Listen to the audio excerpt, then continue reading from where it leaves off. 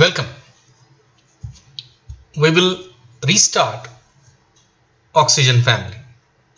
I stopped in suddenly just because I wanted you to understand what is meant by oxidation state.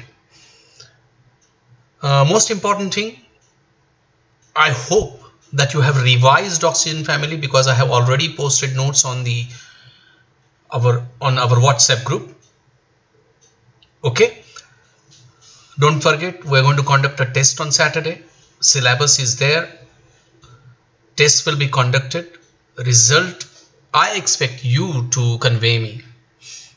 Be prepared for the test. Let's move. Hydride of element of oxygen family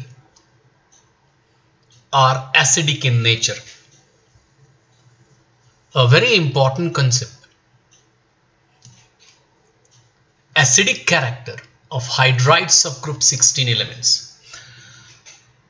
Hydride of group 16 element जर कळत नसेल तर आज मी group वरती post केलेल्या notes मध्ये बघा, पुन्हा शिकवणार नाही. Now what is meant by an acid? There are two ways according to Arrhenius theory of acids and bases. An acid is a hydrogen containing compound which dissociates in water to give hydrogen ions. Acid काय आहे? एक hydrogen containing compound आहे. It is a hydrogen containing compound. Water मध्ये add केल्यानंतर त्याच्यातल्या बॉन्डचं हेटेरोटिक fission होतं आणि positively charge hydrogen ion आपल्याला मिळतं. For example HCl is an acid. Why? Because it is a hydrogen containing compound. When HCl is added to water, bond between hydrogen and chlorine breaks. More electronegative atom chlorine takes away the electron pair and hydrogen is left with positive charge. That's what an acid is. Acid is a hydrogen containing compound which dissociates in water to give hydrogen ions. There is one more theory or concept which defines acids and bases. Lowry-Bronsted theory. According to Lowry-Bronsted, an acid is any species which donates a proton. आता प्रोटॉनचा अर्थ काय घ्यायचा? Positively charge hydrogen ion. We call this one as a proton. तर hydrides of group 16 elements म्हणजे कोण? H2S, सल्फरचं hydrogen बरोबरचं compound of sulphur with hydrogen. H2SE, compound of selenium with hydrogen. इथे H2S दाखवलंय.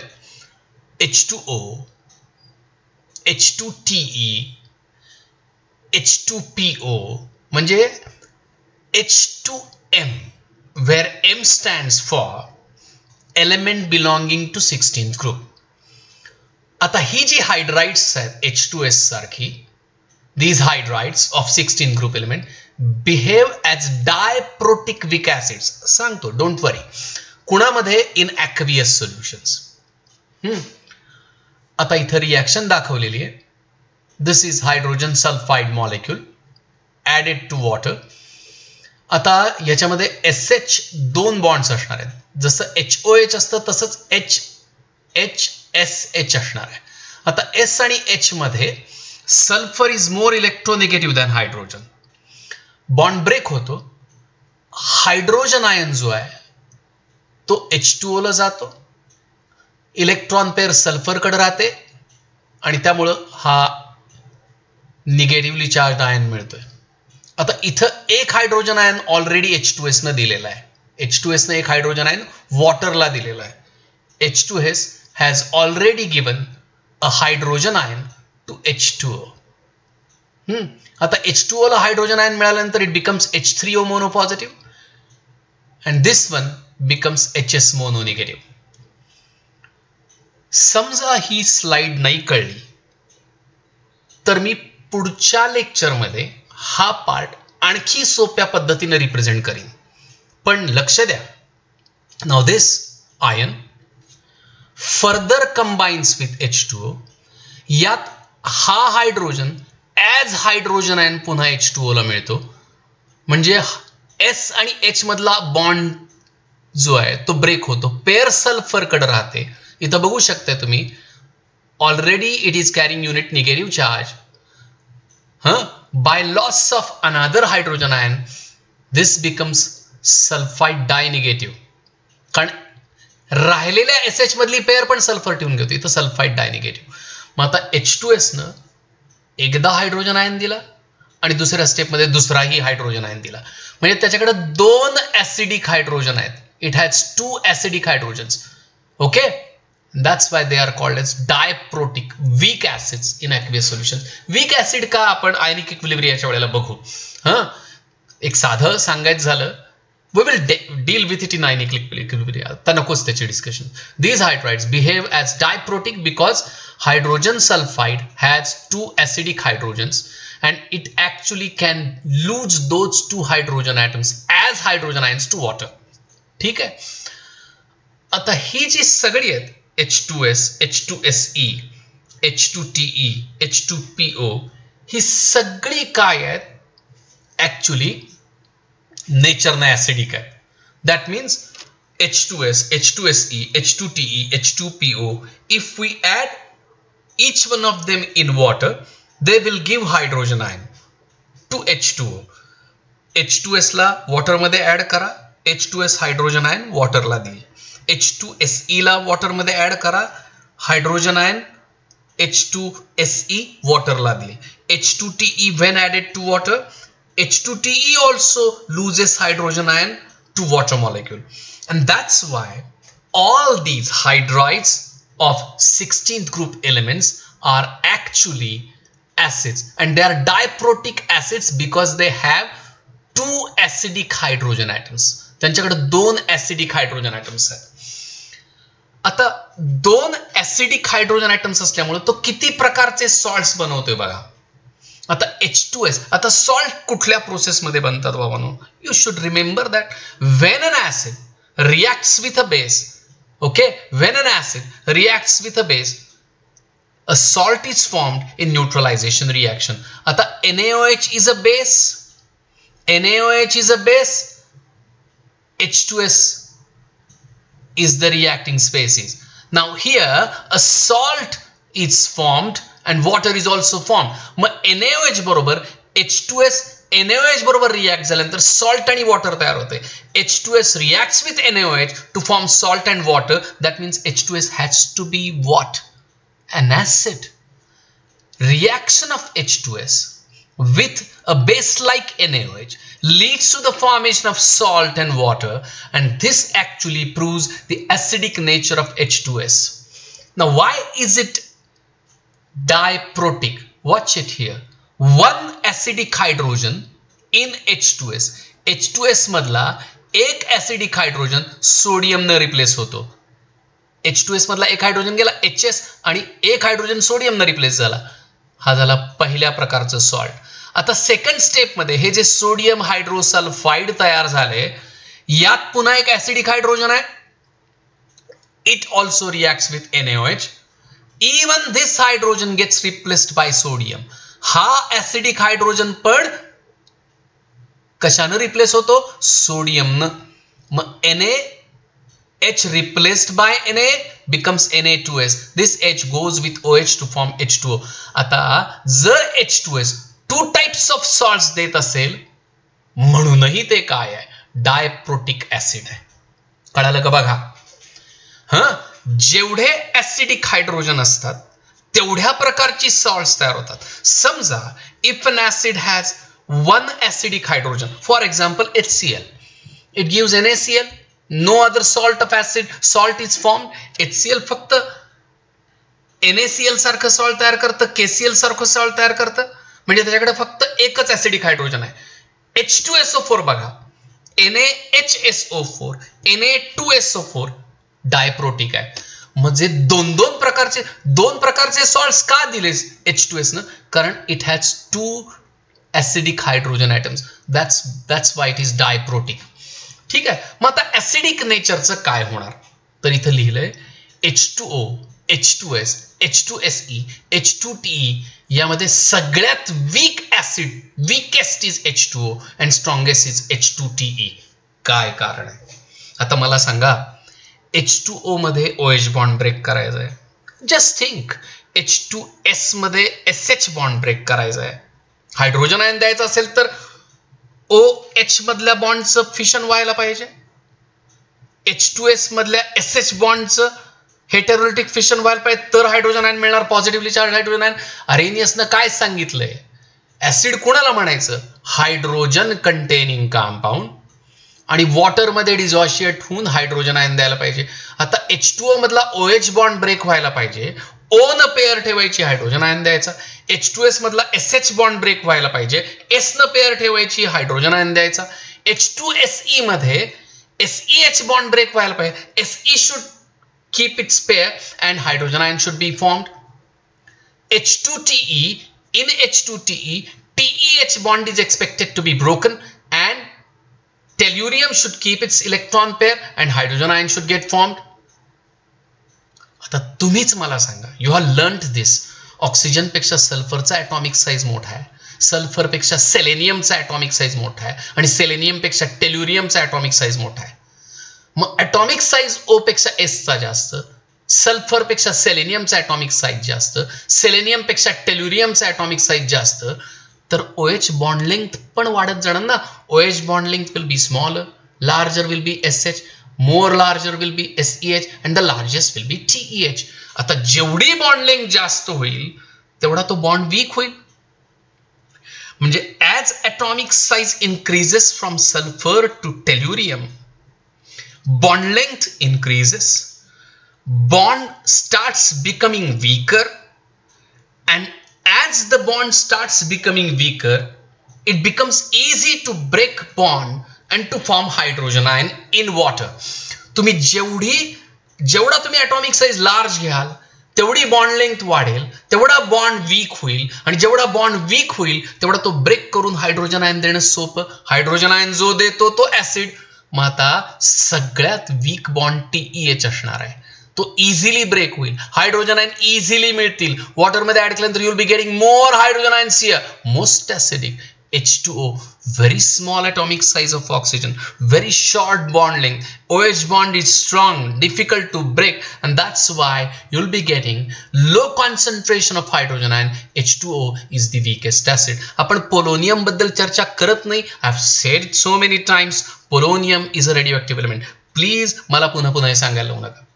समजा you haven't understood this slide, I'll be re-explaining it in the next lecture. Do convey me. Next slide. ठीक आहे. हे बघा, Arrhenius काय सांगतो? Acid कोणाला म्हणायचं? वॉटरमध्ये ऍड करा, हायड्रोजन आयन द्यायला पाहिजे. डायप्रोटिक का म्हणायचं? दोन ऍसिडिक हायड्रोजन आहेत रिप्लेसेबल, आणि दोन प्रकारची सॉल्ट्स मिळतात. आणि असं प्रत्येक वर्ग H2S पण आहे, H2SE पण आहे, H2TE पण आहे. H2O is so weak as an acid, so weak that we should not talk about its acidic character. ठीक? Let's move. This is again a very important point. आता का मी तुम्हाला त्यावेळेला रिडक्शन ऑक्सिडेशन कडे नेलं कळते का बघा. Reducing power of hydrides of elements of chalcogen family, oxygen family. आता रिड्युसिंग पॉवर कुणाची? ऑक्सिजन फॅमिली मधल्या एलिमेंट्सची नाही, त्यांच्या हायड्राइड्सची. म्हणजे कोण? H2O, H2S, H2SE, H2TE, like that. त्यात पण we will discuss about H2S and H2TE. H2O and H2PO are not worth even to mention. Except H2O, all hydrides of group 16 elements are reducing agents. Reducing agent कोणाला म्हणायचं? आता बघा, का शिकवलं मध्येच, redox species which loses one or more electrons, त्याला म्हणायचं reducing agent. Species which loses one or more electrons is a reducing agent. जी स्पेसीज एक किंवा त्यापेक्षा जास्त इलेक्ट्रॉन्स लूज करते त्याला म्हणायचं रिड्युसिंग एजंट.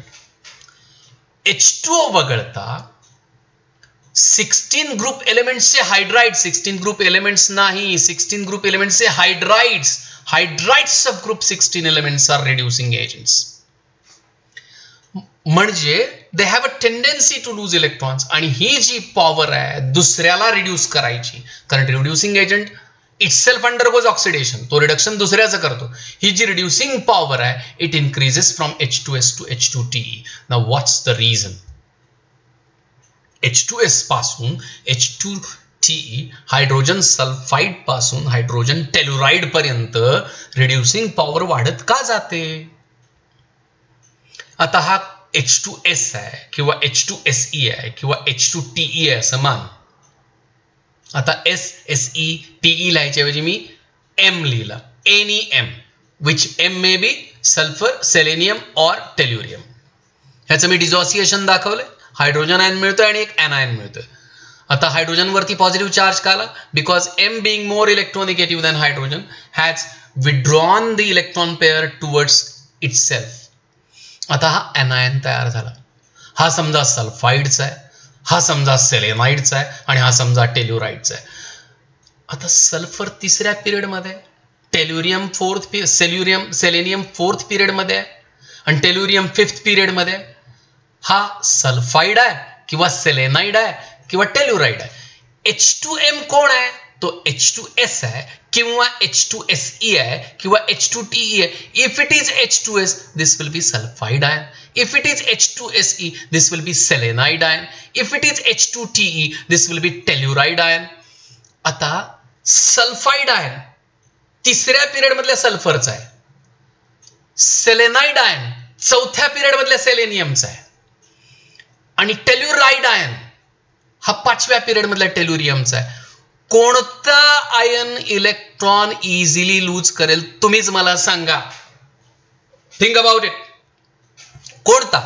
मला म्हणायचं टेल्युराइड आयन, लार्जेस्ट इन साइज. मग लार्जेस्ट इन साइज असेल तर it will lose electrons easily. मग ह्याच्या टेल्युराइड आयन कडून जर इलेक्ट्रॉन इझिली लूज असतील, आणि आपण कुणाला रिड्युसिंग एजंट म्हणतो? Species which loses one or more electron. मग telluride ion will be losing its electrons easily because it is largest, larger than selenide, larger than sulphide. तर मग हा टेल्युराइड मिळवायला आपल्याला H2TE घ्यायला पाहिजे ना. मग हा इझिली इलेक्ट्रॉन लूज करेल. Strongest reducing agent. Reducing agent कुणाला म्हणायचं? जो इलेक्ट्रॉन लूज करतो, जो इझिली इलेक्ट्रॉन लूज करतो तो strong reducing agent. H2TE tellurium largest आहे साइज न, टेल्युराइड आयन फॉर्म करतो. हा इलेक्ट्रॉन इझिली लूज करेल. साइज लार्ज असेल तर याचे जे व्हॅलन्स शेल मधले इलेक्ट्रॉन्स असणार they will be away from the nucleus. Nucleus will be having less control on these electrons. हा telluride ion easily electron lose करेल आणि जो इझिली इलेक्ट्रॉन लूज करतो तो स्ट्रॉंगेस्ट रिड्युसिंग एजंट असतो.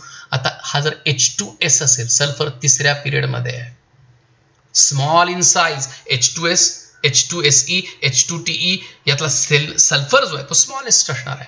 मग हा सल्फाइड आयन मिळेल. पण हा सल्फाइड सेलेनियम पेक्षा, टेल्युराइड पेक्षा स्मॉलर इन साइज असणार आहे. मग जर हा आयन सल्फाइड आयन असेल आणि त्याचा साइज स्मॉल असेल तर सल्फाइड आयनच्या व्हॅलन्स शेल मधले इलेक्ट्रॉन पेअर न्यूक्लियसच्या जास्त कंट्रोल मध्ये असणार. मग will the small size sulphide ion will lose electrons easily? No. Sulphide ion less easily electron lose करेल. मग आता जो सहजतेनं इलेक्ट्रॉन लूज करत नाही तो रिड्युसिंग एजंट असेल, पण कसा असेल? वीक असेल. कळालंय का बघा? आणि एक लक्षात ठेवा हे वाक्य, this will be very useful. A strong acid acts as a strong reducing agent. Acts पाहिजे इथं.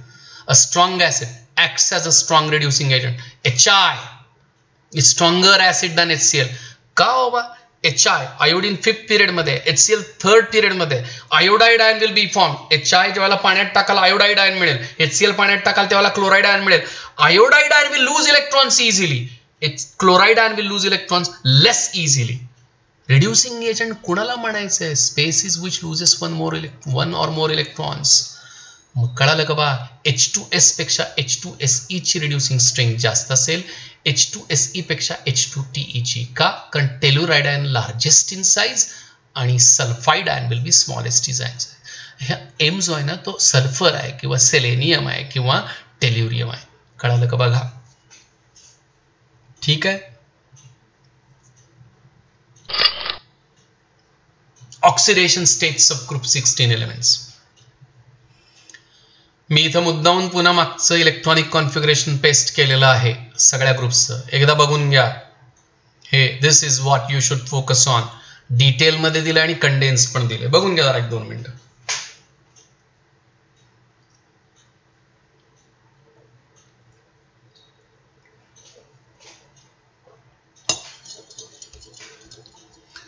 इलेक्ट्रॉनिक कॉन्फिगरेशन बघताना मी आज एक इनर्ट पेअर इफेक्ट नावाचा कन्सेप्ट समजावून सांगणार आहे. I will be discussing it.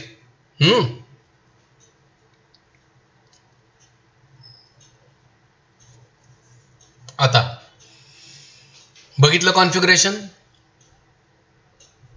Oxygen, sulphur, selenium, tellurium and polonium. ठीक आहे. बघा पुन्हा एकदा configuration. No issues at all.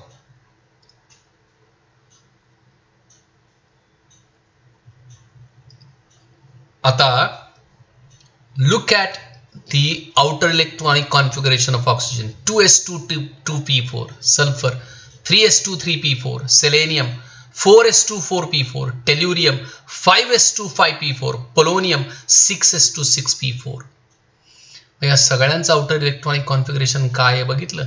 म्हणून मी इथं लिहिलंय group 16 elements have general outer पाहिजे इथं. Outer electronic configuration ns2 np4. We need the word outer here. Huh? Okay. They show variable oxidation states. A group 16 elements variable oxidation states दाखवतात. -2, +2, +4 and minus. +6, not -6. It has to be +6 here. हे +6 आहे. Please. This is +6, not -6. +6 पाहिजे. Okay? Has to be +6 here. I repeat, +6. आता या सगळ्या एलिमेंट्सच्या outer most shell मध्ये किती electrons आहेत? 2s मध्ये 2, 2p मध्ये 4, 6. 3s मध्ये 2, 3p मध्ये 4, 6. 4s2 4p4, 6. 5s मध्ये 2, 5p मध्ये 4, 6. हे आउटर इलेक्ट्रॉनिक कॉन्फिगरेशन. या सगळ्यांच्या व्हॅलेन्स शेल मध्ये 6 इलेक्ट्रॉन्स आहेत. And that's why they tend to gain or share 2 electrons to complete an octet. आता जर ते गेन करणार असतील तर त्यांची ऑक्सिडेशन स्टेट काय असणार? -2. म्हणजे ऑक्सिजन पासून टेल्युरियम पर्यंत सगळी एलिमेंट्सचे जे ॲटम्स आहेत दे कॅन गेन 2 इलेक्ट्रॉन्स. हे सगळे इलेक्ट्रॉन्स 2 इलेक्ट्रॉन्स गेन करू शकतात. Oxygen, sulphur, selenium and tellurium. And that's why they show -2 oxidation state. अपवाद पोलोनियम. एक्सेप्शन आहे इथं पोलोनियम. का? Polonium is a metal. Polonium metal आहे. ऑक्सिजन, सल्फर नॉन मेटल्स आहेत. सेलेनियम, टेल्युरियम मेटॅलॉइड्स आहेत. Polonium is a metal. No chance will polonium show -2 oxidation state. मग -2 oxidation state oxygen, sulphur, selenium, tellurium दाखवणार. कसे दाखवणार? By gaining 2 electrons. का 2 electrons gain करणार? त्यांच्या व्हॅलेन्स शेल मध्ये 6 इलेक्ट्रॉन्स आहेत. आता if they have 6 valence electrons, they will tend to gain 2 electrons to achieve octet, and that's why they show -2 oxidation state. कोण -2 ऑक्सिडेशन स्टेट दाखवणार नाही? Polonium. एंट्रन्सचे लोक लक्ष द्या. चॅल्कोजन फॅमिली, ऑक्सिजन फॅमिली मध्ये -2 oxidation state oxygen, sulphur, selenium and tellurium will show, but not polonium because it is a metal. Metal tends to lose electrons. They do not have tendency to gain electrons at all. ठीक? Okay. आता let's talk about oxygen. Oxygen shows -2 oxidation state in normal oxides like sodium oxide, magnesium oxide. चर्चा करणार नाही याच्यावरती. रेडॉक्सची सगळी lectures आठवा. ज्यांनी बघितली नाहीत पापाचे घडे भरले. बघा पुन्हा wattless redox. -1 in peroxide structurally दाखवलंय, फॉर्म्युलानं दाखवलेलं आहे. स्ट्रक्चरली जास्त correct. +1 in O2F2 and +2 in OF2. Oxygen किती व्हरायटी दाखवतोय बा. Alkali metals, alkaline earth metals -2. पेरॉक्साइड्स मध्ये -1. O2F2 मध्ये +1. आता O2F2 मध्ये +1 का? कॅल्क्युलेट करा आणि मला सांगा. OF2 मध्ये +2. फ्लोरीन बरोबर तो पॉझिटिव्ह ऑक्सिडेशन स्टेट दाखवतो. कोण? तो म्हणजे oxygen. Oxygen shows positive oxidation state with fluorine because fluorine is more electronegative than oxygen.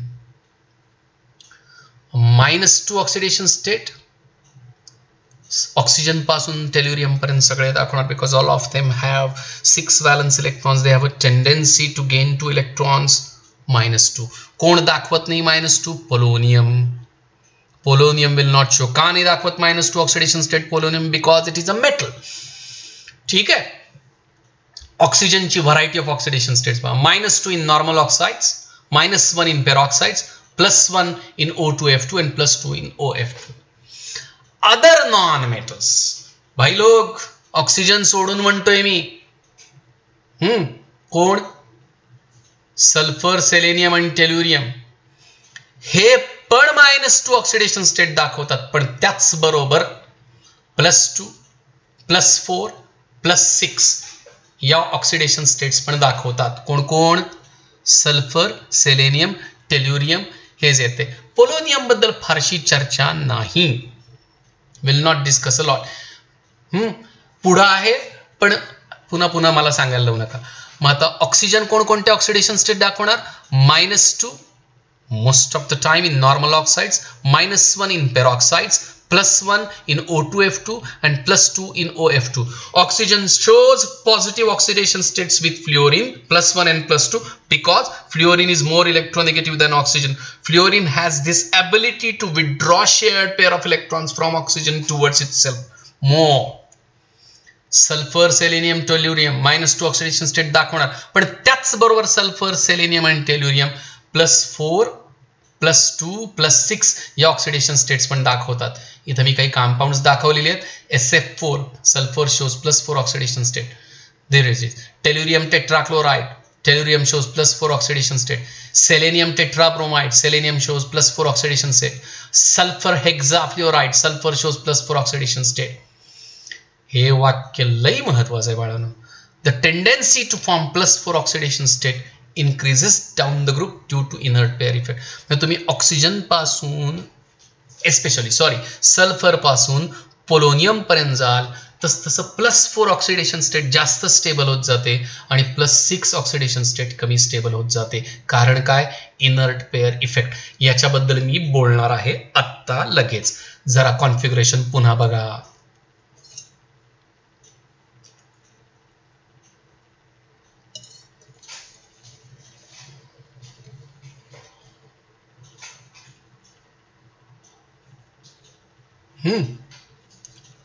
Okay, आता मी काय सांगतोय बघा. Sulphur has 3p4 and 3s2 electrons, and before that it has a neon core. म्हणजे काय? 1s2 2s2 2p6 सगळं लिहिण्याऐवजी इथं काय लिहिलंय? निऑन लिहिलंय. Because 1s2 2s2 2p6 is the configuration of neon. कुठं पूर्ण सगळं लिहित आहे पुन्हा? 1s2 2s2 2p6 म्हणजेच निऑन. याच्या आधी निऑनचं कॉन्फिगरेशन आहे. ठीक आहे. आता हे जे व्हॅलन्स इलेक्ट्रॉन्स आहेत यांच्यावरती न्यूक्लियसचा कंट्रोल असणार सल्फरच्या. थोडासा भाग कळायला अवघड आहे. मी वाटल्यास पुन्हा पुढच्या लेक्चरमध्ये सांगेन. 3p मधले 4 इलेक्ट्रॉन्स, 3s मधले 2 इलेक्ट्रॉन्स कसे जातात मी पुढे सल्फरच्या ऑक्सिडेशन स्टेट्स दाखवलेले आहेत. मी असं करतो, आधी सल्फरच्या ऑक्सिडेशन स्टेट्स सांगतो आणि मग इनर्ट पेअर इफेक्ट बद्दल सांगतो. ठीक आहे, बघूया पुढे. Here it is. मी पुन्हा आपण मागच्या स्लाइडला जाऊया. Sulphur shows various oxidation state. -2 का? Because it can gain 2 electrons. बघा 3s2 3px2 3py मध्ये 1 इलेक्ट्रॉन आहे, 3pz मध्ये 1 इलेक्ट्रॉन आहे. हाफ फिल्ड आहे. 3py can accept 1 electron, 3pz can accept 1 electron. 2 electron gain करू शकतो सल्फर, म्हणून -2 ऑक्सिडेशन स्टेट. आता +2 ऑक्सिडेशन स्टेट सल्फर कशी दाखवते जरा बघा. Ground state of sulphur 3s2 3px2 3py1 3pz1. 3d vacant आहे. आता 3py मधला 1 इलेक्ट्रॉन आणि 3pz मधला 1 इलेक्ट्रॉन. ठीक आहे. आता या completely filled 3s, completely filled 3px, half filled 3py, half filled 3pz ही ऑर्बिटल्स हायब्रिडायझेशन मध्ये भाग घेतात. बघा 1 3s 1 3px and 2 3py 3pz. एक कम्प्लिटली फिल्ड 3s आहे, एक कम्प्लिटली फिल्ड 3px आहे, एक हाफ फिल्ड 3py आहे आणि एक हाफ फिल्ड 3pz आहे. हायब्रिडायझेशन काय येणार? sp3. इथं हे एक आणि ही 3 वेगळी लिहिली ती 4ही एकत्र का लिहिली, कारण ही आयडेंटिकल आहेत, इक्विव्हॅलंट ऑर्बिटल्स असतात ना हायब्रिड, त्यांची एनर्जी सेम होते. ही लोन पेअर आणि हे हाफ फिल्ड इलेक्ट्रॉन्स आहेत, ही हाफ फिल्ड ऑर्बिटल्स आहेत, एक इलेक्ट्रॉन. आता सल्फर समजा क्लोरीन बरोबर गेला किंवा फ्लोरीन बरोबर गेला, तर हे जे हाफ फिल्ड इलेक्ट्रॉन्स आहेत हे तुम्ही अपॅरेंटली कुणाला देणार? क्लोरीनला देणार किंवा फ्लोरीनला देणार की नाही? का क्लोरीन किंवा फ्लोरीनला का देणार? SF2 SCl2 का देणार सांगा मला? क्लोरीन समजा या 2 हाफ फिल्ड हायब्रिड ऑर्बिटल्सचा उपयोग केला आणि SF2 बनवलं किंवा SCl2 बनवलं, तर SF2 किंवा SCl2 मधले इलेक्ट्रॉन आहेत जे ते कुणाला देणार तुम्ही? कुणाला देणार सांगा मला? क्लोरीनला किंवा फ्लोरीनला देणार. का त्यांना देणार? अपॅरेंटली ते क्लोरीन आणि फ्लोरीनला का देणार? अपॅरेंटली भास होणार तसा. का? बिकॉज क्लोरीन आणि fluorine are more electronegative than sulphur. मग सल्फरचे हे 2 इलेक्ट्रॉन क्लोरीन आणि फ्लोरीन कडे जर गेले तर सल्फर वरती कुठला चार्ज आला? +2. सल्फर कुठली ऑक्सिडेशन स्टेट दाखवतो? +2. एक लक्षात घ्या, हे 3py आणि 3pz का जाऊ शकले? कारण सल्फरच्या न्यूक्लियसनं परवानगी दिली. ठीक आहे. आता बघा हायब्रिडायझेशन sp3 कसं कळलं का? 3D वेकंट राहिली बघून घ्या, +2 ऑक्सिडेशन स्टेटमध्ये. आता +4 कडे जाऊया. ग्राउंड स्टेट मधलं सल्फरचं कॉन्फिगरेशन हे निऑन लिहिलंय आधी, हे फक्त आउटर लिहिलंय. 3s2 3px2 3py1 3pz1 3D vacant आहे. आता 3px मध्ये पेअर आहे, ती अनकपल केली, ही ग्राउंड स्टेट आहे. आता ही अनकपल केली and one of the 2 electrons is promoted to vacant 3dxy. He pair आहे, ही पेअर अनकपल केली आणि यातला एक इलेक्ट्रॉन 3D मध्ये ट्रान्सफर केला. आता हे एक्साइटेड स्टेट इलेक्ट्रॉनिक कॉन्फिगरेशन. मग तुम्ही म्हणाल इथं का नाही केलं? गरज नव्हती. हा, आता इथं बघा, पेअर अनकपल केली, एक 3D मध्ये पाठवलं. आता किती हाफ फिल्ड ऑर्बिटल्स झाले? 1 3px 3py 3pz 3dxy. हे कम्प्लिटली फिल्ड आहे, हाफ फिल्ड आणि half filled. 3s half filled, 3px half filled, 3s completely filled, 3px half filled, 3py half filled, 3pz half filled, 3dxy half filled. या सगळ्यांना hybridisation मध्ये घेतलेलं आहे sp3d. Hybridisation काय झालं? sp3d लिहिले बघा. इथं sp3d पाहिजे होतं, sp3d पाहिजे होतं, डी राहिले, मस्ट बी देयर, sp3d इथं लिहिले बघा. In this sp3d hybridize state sulphur कडे 4 अनपेअर्ड इलेक्ट्रॉन्स आहेत, 1 2 3 4. ठीक आहे. इथं हायब्रिडायझेशन sp3 होतं, जॉमेट्री बेंट येणार. आता हे बेंट काय येणार बाबा? 2 लोन पेअर आहेत ना, यांचा ओव्हरलॅपिंगसाठी बॉन्ड फॉर्मेशनसाठी उपयोग झालेला नाही म्हणून. आता 4 अनपेअर्ड. समजा या 4 अनपेअर्ड इलेक्ट्रॉन्सचा, या 4 हाफ फिल्ड ऑर्बिटल्सचा उपयोग केला बॉन्ड फॉर्मेशनसाठी, SF4 बनवलं, SF4 SCl4 बनवलं. मग तुम्ही म्हणाल SF5 का नाही बनवलं? SCl कसं बनवणार? ही कम्प्लिटली फिल्ड आहे. A covalent bond is formed when half-filled valence orbital of an atom overlaps with half-filled valence orbital of other atom. इथं 4 half-filled orbitals आहेत, 4च बॉन्ड्स तयार होणार. SF4 बनवलं किंवा SCl4 बनवलं तर SF या पेअर्स कोणाला देणार तुम्ही?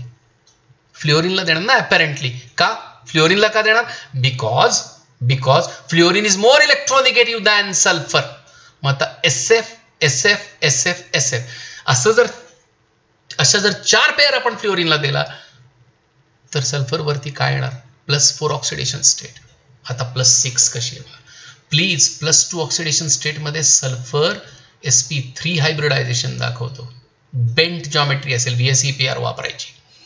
+4 ऑक्सिडेशन स्टेट मध्ये सल्फर sp3 हायब्रिडायझेशन दाखवतो, जॉमेट्री ट्रायगोनल बायपिरॅमिडल येणार आहे. SF6. आता ज्यांना हायब्रिडायझेशन येत नाही, ज्या 11वीला बॉन्डिंग शिकलेले नाहीत, आता त्यांनी त्यावेळेला शिकायला पाहिजे होतं. आणि जर शिकलं नसेल तर आपण जेव्हा भेटू लॉकडाऊन संपल्यानंतर, we will see at that time, त्यावेळेला बघू. किंवा मग तुम्ही वाचा. म्हणून योग्य वेळी योग्य गोष्टी करणं गरजेचं असतं. आता इथं 3s आहे, 3px आहे, 3py आहे, 3pz आहे, ग्राउंड स्टेट इलेक्ट्रॉनिक कॉन्फिगरेशन. ही पेअर अनकपल केली 3px मधली, एक इलेक्ट्रॉन ठेवला, एक प्रमोट केला. 3s पण अनकपल केली, पाठवला 3D मध्ये. आता 3s हाफ फिल्ड आहे, 3px हाफ फिल्ड आहे, 3py हाफ फिल्ड आहे, 3pz is half filled, 3dxy is half filled, 3dyz is half filled. सगळ्यांचं हायब्रिडायझेशन केलं. sp.p.p.d.d sp3d2 hybridise state. किती अनपेड इलेक्ट्रॉन, हे वेगवेगळे लिहिले, हे एकत्र का लिहिले? कारण हायब्रिडायझेशन झाल्यानंतर ही ऑर्बिटल्स आयडेंटिकल होतात, इक्विव्हॅलंट होतात, सगळी हाफ फिल्ड आहेत. मग आता SF6 जर फॉर्म केलं 1 2 3 4 5 6, तर हे सगळे इलेक्ट्रॉन्स कोणाला देणार तुम्ही? फ्लोरिनला. का देणार? Because fluorine is more electronegative than sulphur. होय की नाही सांगा मला. मग SF6 मध्ये सगळ्या बॉन्ड पेअर्स जर तुम्ही फ्लोरिनला अपॅरेंटली देणार असाल तर सल्फरवरती काय ऑक्सिडेशन स्टेट येणार? +6. That's it. आता मला एक महत्वाची गोष्ट बघा, तुम्ही इथं 3s मधली पेअर अनकपल करू शकला. इथं पेअर होती, ही पेअर फोडू शकला 3dxy मध्ये, ही पेअर अनकपल करू शकला. 3s ला अनकपल करू शकता. न्यूक्लियस परवानगी देतो. ओके, म्हणून +6. इथं +4. इथं 3s फोडायला लागलीच नव्हती आपल्याला. आणि इथं +2. इथं तर 3px आणि 3s आहे तशा राहिल्या त्या. हे जरा लक्षात ठेवा, मग इनर्ट पेअर येईल. बघा एकदा.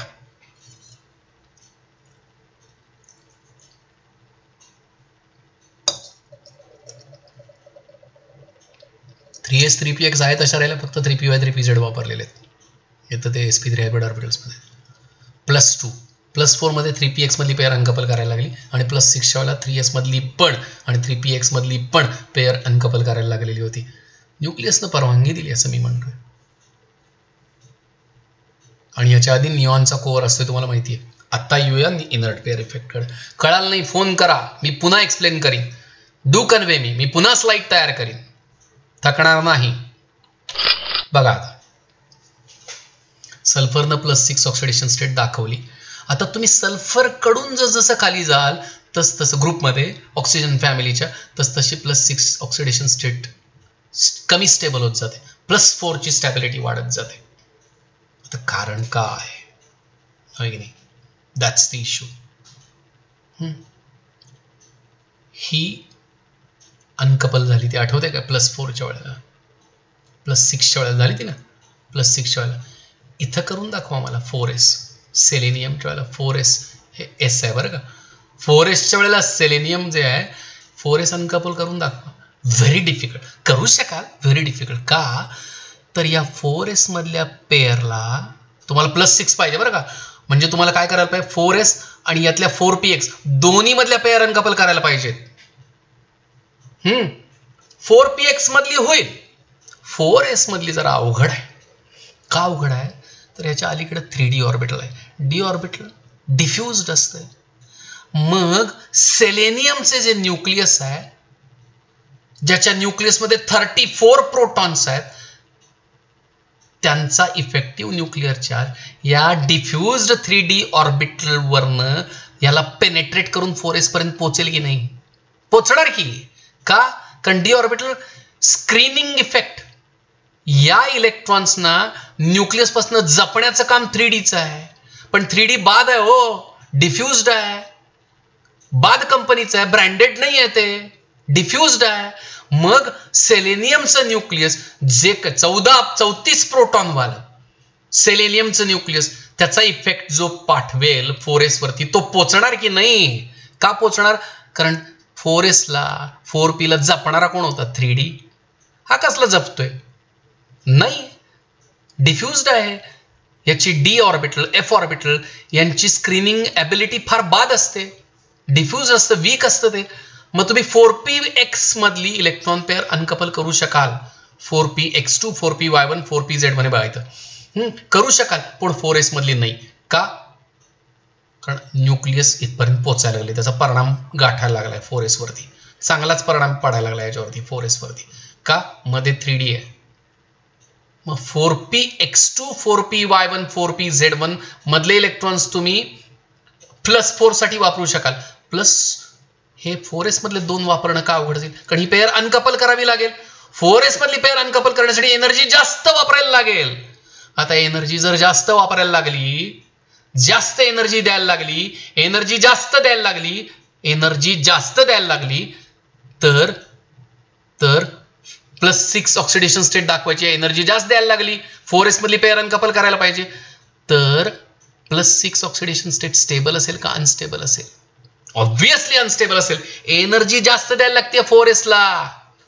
का द्यायला लागते? कारण ही पेअर जास्त न्यूक्लियसच्या कंट्रोलमध्ये आहे. का न्यूक्लियसचा इफेक्ट 4s पर्यंत पोहोचायला लागलाय? कारण 4s ला न्यूक्लियस पासून जपणारा कोण आहे? 3D. कसा आहे ते? डिफ्युज्ड आहे. ते याला स्क्रीन करू शकत नाही, त्याला फारसं शिल्ड करू शकत नाही. न्यूक्लियस नावाच्या एका इफेक्ट पाठवणाऱ्या स्पेसिस पासून 4s ला ते फारसं शिल्ड करू शकत नाही, स्क्रीन करू शकत नाही, जपू शकत नाही. परिणाम पोहोचणार की न्यूक्लियसचा? याला अनकपल करायसाठी एनर्जी जास्त लागेल. तुम्ही पुन्हा बघा, आपण इथं काय केलंय +6च्या वेळेला. इथं आहे +6, 3s 3px दोन्ही अनकपल केल्या, 3s मधली 3px मधली. इथं काय होतंय?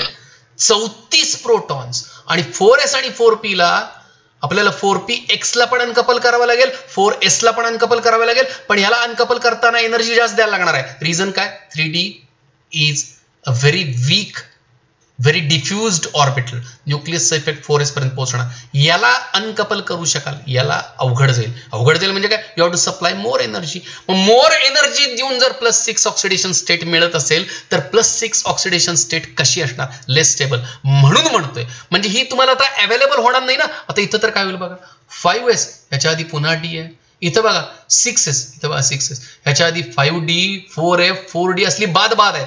म्हणजे या 6s पर्यंत आणि 84 प्रोटॉन्स. काय होणार रे? हे सगळे, ही जी 6s आहे, ही 5s आहे, ही 4s आहे, याला अनकपल करायला एनर्जी फार लागेल. आणि because of that 4s 5s 6s या अनकपल करायला अवेलेबल होणार नाहीत फारशा. म्हणजे त्या रिॲक्शन मध्ये भाग घ्यायला फारशा तयार नाही आहेत. म्हणजेच ती 4s 5s आणि 6s ही पेअर काय झाली? इनर्ट राहिली. म्हणून हा कसला इफेक्ट? Inert pair effect. कळालं का? बघा, मग +6 ऑक्सिडेशन स्टेट सल्फर मस्त दाखवतोय, पण डाऊन द ग्रुप जसं जाल तसं +6 कमी, +4 जास्त. ओके, ठीक आहे. ही स्लाइड पण झालेली आहे. ऑक्सिजनचं anomalous behaviour. So what is meant by anomalous behavior of oxygen? ऑक्सिजनचं anomalous behavior म्हणजे काय? आता we repeatedly say that elements belonging to the same group show similar properties. Oxygen belongs to the group of sulfur, selenium, tellurium and polonium. We expect oxygen to show properties similar to sulfur, selenium, tellurium and polonium. पण oxygen sulphur, selenium, टेल्युरियम आणि पोलोनियमच्या संगतीत असूनही वेगळ्या properties दाखवतो. मग सुसंगत properties दाखवत नाही, थोड्या वेगळ्या दाखवतो, विसंगत दाखवतो. मग त्याला काय म्हटलंय? ऑक्सिजन सल्फर पेक्षा वेगळ्या, सेलेनियम पेक्षा वेगळ्या, त्यांच्या संगतीत राहतोय, प्रॉपर्टीज वेगळ्या दाखवतोय. यालाच काय म्हणतं? Anomalous behaviour of oxygen. मग त्याची रिझन्स काय आहेत? 3 रिझन्स आहेत. Smallest atomic size, then sulfur, then selenium, then tellurium, then polonium. Oxygen second period मध्ये 2 शेल्स आहेत, बाकीच्यांकडे 3 4 5 6 शेल्स असणार. Very high electronegativity value 3.5. आता इलेक्ट्रोनिगेटिव्हिटी, आयनायझेशन, एन्थॅल्पी याची रिव्हिजन करा जरा. आणि सेकंड पिरियड मध्ये वेकंट डी ऑर्बिटल्स नाही आहेत. सल्फरकडे 3D आहे, सेलेनियमकडे 4D आहे की नाही सांगा मला? म्हणजे सेलेनियमकडे तर 3D आणि 4D पण आहे. मग तुम्ही सेलेनियम पासून खाली, सल्फर पासून खाली जसं याल तसं सगळ्यांकडे वेकंट डी ऑर्बिटल्स आहेत. ऑक्सिजनकडे वेकंट डी ऑर्बिटल्स नाहीत. डझंट. आता याचं एनॉमलस बिहेवियर कसं आहे बघा. मी आणि हे समजावून सांगितलंय की या ग्रुपमध्ये oxygen is a gas, while other elements in the group are solids at room temperature. Oxygen काय आहे? गॅस आहे आणि बाकीचे सगळे ऑर्डिनरी टेम्परेचरला सॉलिड्स आहेत. का? ते कारण डिस्कस केले. ॲटॉमिसिटी बद्दल पण बोललो होतो. Oxygen exist as O2 diatomic molecule आहे, बाकीचे पॉलिॲटॉमिक आहेत. Sulphur exist as Sz, SE8 selenium आणि या सगळ्यांना पकड रिंग लाईक स्ट्रक्चर आहे. सांगितलं तर आता ऑक्सिजन फक्त डायटॉमिक मॉलिक्यूल दाखवतो, पण हे ऑक्टॅटॉमिक का दाखवतात? तुम्हाला माहिती आहे ऑक्सिजनमध्ये पी पाय बॉन्डिंग पॉसिबल आहे, सल्फरमध्ये सेलेनियममध्ये पॉसिबल नाही, कारण पाय बॉन्ड तयार करायचं असेल तर साईड वाईज ओव्हरलॅप करायला पाहिजे वगैरे वगैरे. आय हॅव डिस्कस्ड इट, तुम्ही ते मागच्या लेक्चर्समध्ये बघू शकता. इव्हन तुम्हाला नोट्स पण ग्रुपवरती पोस्ट केलेले आहेत. Oxidation states, oxygen shows -2 oxidation state in oxides, -1 in peroxide, +2 +1 fluoride बरोबर दाखवतो. पण तो +4 +6 दाखवत नाही बघा.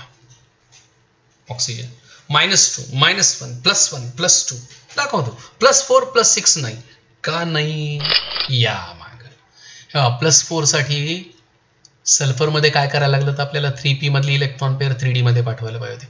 3d मध्ये आपण सल्फर मधली 3px मधली 3px electron pair in sulphur uncouple केली आणि इलेक्ट्रॉन पेअर 3d मध्ये पाठवली. का पाठवली? कारण 3d आहे हो सल्फर कडं. +6 मध्ये बघा 3px मधली इलेक्ट्रॉन पेअर अनकपल केली, 3dx मध्ये पाठवली. 3s मधली इलेक्ट्रॉन पेअर, इथं पेअर आहे, एक इलेक्ट्रॉन इथं गेला. का गेला? 2 होते, एक राहिला, एक पाठवला इथं. का पाठवला? कारण डी ऑर्बिटल आहे सल्फर कडे आणि व्हेकंट आहे ते. ऑक्सिजन कडे कसं पाठवणार? ऑक्सिजन कडे डी ऑर्बिटल्सच नाही आहेत, त्यामुळे तो +4 +6 ऑक्सिडेशन स्टेट्स दाखवत नाही. It shows only -2 oxidation state, -1 in peroxides, +2 +1 in fluorides. इथं +1 चा उल्लेख नाही, पण मागं दाखवलेली आहे. हायड्रोजन बॉन्डिंग ऑक्सिजन दाखवतो, म्हणून तर H2O लिक्विड आहे. H2S बाकीचे सगळे काय होते आठवा, डिस्कस केलेला आहे. It's been discuss. Hydrogen bonding higher electronegativity of oxygen मुळे आहे. आपण मागच्या लेक्चर्समध्ये बघितलेलं आहे. फिजिकल प्रॉपर्टीज मध्ये बघा, मागचं लेक्चर चेक करा. लेक्चर ऐकायची इच्छा नसेल, नोट्स बघा. हे बघा, hydride of oxygen H2O is a liquid. बाकीचे हायड्राइड्स मात्र काय आहेत? गॅसेस आहेत. सांगितलंय. ऑक्सिजन पी पाय बॉन्ड्स फॉर्म करतो, बाकीचे नाहीत. म्हणून तर O2 डायटॉमिक आहे. बाकीच्यांना ऑक्सिजन S8 किंवा SE8 बनवायला लागतो. हे जरा बघा. इतरांपेक्षा ऑक्सिजन कसा वेगळा हे सांगणारे हे मुद्दे आहेत, आणि याची कारणं मी डिस्कस केलेली आहेत बरं का. I have discussed these all these points have been discussed. तुम्ही मागच्या लेक्चर्सकडे पुन्हा लक्ष द्या. त्याच्या का पुन्हा सगळी मागची लेक्चर्स घेऊ? छान शक्य नाही बाळांनो. हा प्लीज एकदा बघा याच्याकडे. ठीक आहे, let's start. Physical properties of dioxygen normal आहेत या गोष्टी. Oxygen is a colourless, odourless and tasteless gas. दररोज श्वासोच्छ्वास घेत आहे, ऑक्सिजन वापरताय ना. ऑक्सिजन ज्या वेळेला यू इनहेल इट, कुठला कलर जातोय असं वाटतंय का? मग कलरलेस आहे, ओडरलेस आहे, टेस्टलेस आहे. Heavier than air, density of oxygen is more than air. Absorb कोण करतं हे लक्षात ठेवा. एंट्रन्स वाले लोक, it is absorb by alkaline pyrogallol. एक ऑर्गॅनिक कंपाऊंड आहे, बघूया आपण ज्यावेळेला जाऊ त्यावेळेला तिथं. ठीक आहे, simple. Oxygen is a colourless, odourless and tasteless gas. It is heavier than air. It is absorb by alkaline pyrogallol. Solubility of oxygen in water 3 cm³ in 100 cm³ of water. म्हणजे तुम्ही 100 cm³ जर पाणी घेतलं तर त्यामध्ये 3 cm³ oxygen असणार आहे. किती टेम्परेचरला? 293 kelvin and 1 atmospheric pressure. Factual part आहे, लक्षात ठेवा. आता हा डिझॉल्व्ह होतो, याचा उपयोग काय झाला? हा डिझॉल्व्ह होतो, याचा उपयोग काय झाला? The oxygen content in water helps sustaining the life of aquatic plants or animals. Aquatic plants आणि ॲनिमल्स जे आहेत ते सगळे त्यामुळे जगतात. आता मासा जो आहे, fish, doesn't use atmospheric oxygen for respiration. तो ऑक्सिजन डिझॉल्व्ड इन वॉटरच वापरतो ना. मग ऑक्सिजनची ही जी सोल्युबिलिटी आहे वॉटरमधली, ती मदतीला आली की नाही? Because that oxygen which dissolves in water is used by aquatic plants and animals for respiration. इतकंच नव्हे, जे ऑर्गॅनिक वेस्ट आहे, स्युएज वॉटरमध्ये, ड्रेनेजच्या पाण्यामध्ये जे ऑर्गॅनिक वेस्ट असतं त्याला डिकम्पोज करायसाठी त्याला डिस्ट्रक्ट करण्यासाठी पण हा वॉटरमध्ये डिझॉल्व्ह झालेला ऑक्सिजन उपयोगाला येतो. म्हणजे वॉटरमध्ये ऑक्सिजन डिझॉल्व्ह कमी होतो, पण जो होतो त्याचा उपयोग बघा. ॲक्वॅटिक प्लांट्स, ॲक्वॅटिक ॲनिमल्स यांचं लाईफ त्यामुळे आहे. ऑर्गॅनिक वेस्ट जे आहे ते डिस्ट्रक्ट करण्यासाठी, ते डिकम्पोज करण्यासाठी 3 आयसोटोप्स आहेत ऑक्सिजनचे. Oxygen 16, oxygen 17 and oxygen 18. या तिघांचे ॲटॉमिक नंबर 8 आहे. ॲटॉमिक मास नंबर्स मात्र डिफरंट आहेत, 16, 17 अँड 18. आयसोटोप्स कोणाला म्हणायचं? atoms of same elements. बघा, oxygen oxygen oxygen with same atomic number 8 8 8 लिहिलेलं नाही असतो. Atomic mass numbers different, 16, 17 and 18. 3 isotopes stable आहेत. पॅरामॅग्नेटिक आहे. O2 मॉलिक्यूल MOT नुसार लिहा. 2 अनपेअर्ड इलेक्ट्रॉन्स मिळतील तुम्हाला. पॅरामॅग्नेटिक. पॅरामॅग्नेटिक कोणाला म्हणायचं? ज्याच्याकडे अनपेअर्ड इलेक्ट्रॉन्स आहेत, जो मॅग्नेटकडे अट्रॅक्ट होतो. Write the electronic configuration of O2 molecule. MOT नुसार लिहा. 2 अनपेअर्ड इलेक्ट्रॉन्स मिळतील. It is paramagnetic in nature. एवढं तरी निदान लक्षात ठेवा. पॅरामॅग्नेटिक कोणाला म्हणायचं? That one which attracts electron, which gets attracted towards magnet. जो मॅग्नेटकडे अट्रॅक्ट होतो तो पॅरामॅग्नेटिक आहे. ऑक्सिजनकडे 2 अनपेअर्ड इलेक्ट्रॉन्स आहेत, and that's why it is paramagnetic. You can liquefy oxygen gas. Oxygen गॅसला लिक्विफाय करू शकता. प्रेशर वापरावं लागेल. का? आता गॅसचं लिक्विड करायचं असेल तर पार्टिकल्समधलं डिस्टन्स कमी करायला पाहिजे. पार्टिकल्समधलं डिस्टन्स कसं कमी करणार? त्यांच्यावरती प्रेशर अप्लाय करा, पार्टिकल्स जवळ येतील. आता गॅसचे पार्टिकल्स प्रेशर वाढवून जर जवळ आणले तर त्यांचं काय होणार? लिक्विड. लिक्विड ऑक्सिजन दिसतो कसा? पेल ब्ल्यू, फिकट निळा. बॉइलिंग पॉईंट बघा कमी आहे, 90.2 केल्विन.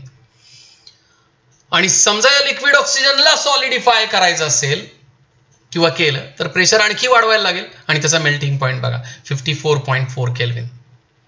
ऑक्सिजन स्वतः जळत नाही. It is not combustible but it helps combustion. ज्वलनाला मदत करतो, स्वतः जळत नाही. समजलंय निश्चित? Let's see. एकदा प्रॉपर्टीज बघून घ्या, physical properties of oxygen. Please watch it. Let's move. बघा एकदा. I will be placing the notes day after tomorrow. Okay. Uses of dioxygen हे आता आपल्याला माहित पाहिजे. डायहायड्रोजन, डायऑक्सिजन O2. डायऑक्सिजन म्हणजे O2 is essential for sustaining life. विचार करा, ऑक्सिजनने आजूबाजूला जगू शकाल काय? It is used in hospital for artificial respiration. आत्ताच्या काळात तर माहित पाहिजे. व्हेंटिलेटरवर जे पेशंट्स असतील बघा, it is used in hospitals for artificial respiration. It is used in oxyhydrogen. ही एक फ्लेम आहे ऑक्सिहायड्रोजन. टेम्परेचर बघा त्या फ्लेमचं काय आहे, 2800 degree Celsius, 28K, 2800 degree Celsius. एवढे हाय टेम्परेचर ऑक्सिहायड्रोजन फ्लेम देत. Oxy acetylene flame 3200 degree Celsius. आणि या ज्या फ्लेम्स आहेत या वापरल्या जातात कटिंग अँड वेल्डिंग मेटल्स. बघितलं असेल ना, वेल्डिंग करताना तुम्ही एखाद्या मेटलचे पीस कट करायचे असतील आणि जोडायचे असतील. कट करणं आणि जोडणं म्हणजे वेल्ड करणं, यासाठी या 2 फ्लेम्सचा उपयोग होतो. आणि का होतो? कारण यांची टेम्परेचर्स काय आहेत बघा, very high.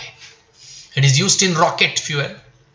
A mixture of liquid oxygen and charcoal powder is used as an explosive in coal mining. कोळशाच्या खाणीमध्ये कोळसा माइन करून काढताना स्फोट करावे लागतात. आता ते जे एक्सप्लोजिव्ज आहेत त्या एक्सप्लोजिव्हमध्ये चारकोल पावडर आणि oxygen, liquid of a mixture of liquid oxygen and charcoal powder is used as explosive. In metallurgical process, it is used to remove metal impurities by oxidation. Uses that, just get them down. सगळ्यात महत्त्वाचं, it is used to manufacture a large number of compounds like phenol, आहे आपल्याला यावर्षी, sulphuric acid, nitric acid यासारखी खूप महत्त्वाची compounds तयार करण्यासाठी पण ऑक्सिजनचा उपयोग होतो. मोस्टली अ फॅक्च्युअल थिंग. मी फारसा वेळ याच्यामध्ये घालवत नाही, तुमचा डेटा नको खायला. Keep on working. युजेस आहेत साधे, एकदा नजर टाका इफ यू वॉन्ट टू. ठीक आहे. एस्पेशली ही फ्लेम्स लक्षात ठेवा. त्याच्यानंतर एक्सप्लोजिव्ह आहे लक्षात ठेवा. कोणकोणती महत्वाची कंपाऊंड फॉर्म करण्यासाठी ऑक्सिजनचा उपयोग होतोय बघा. End of lecture. लेक्चर संपलेला आहे. मी कन्सिस्टंटली लेक्चर्स टाकत जातोय. एक साधारण 3 ते 4 लेक्चर्स ऑक्सिजन फॅमिलीची होतील अजूनही. त्यानंतर मी केमिकल इक्विलिब्रियम, आयनिक इक्विलिब्रिया सारखे महत्वाचे चॅप्टर्स घेणार आहे आणि अत्यंत सोपे करून शिकवीन.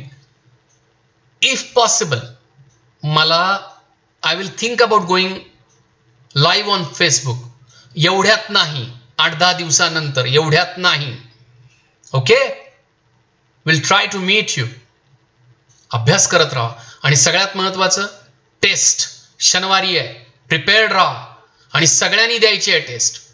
Okay, keep on working. वेळ घालवू नका. वेळ घालवत असाल तर त्याचा त्रास तुम्हाला होईल. Thank you very much. Keep working. अडचण आली फोन करा, मेसेज करा. एखादं स्लाइड नाही कळली कुठला भाग, मला मेसेज करा, मी पुन्हा एक्सप्लेन करेन. फोन केला, फोनवरती सांगेन. थँक्यू.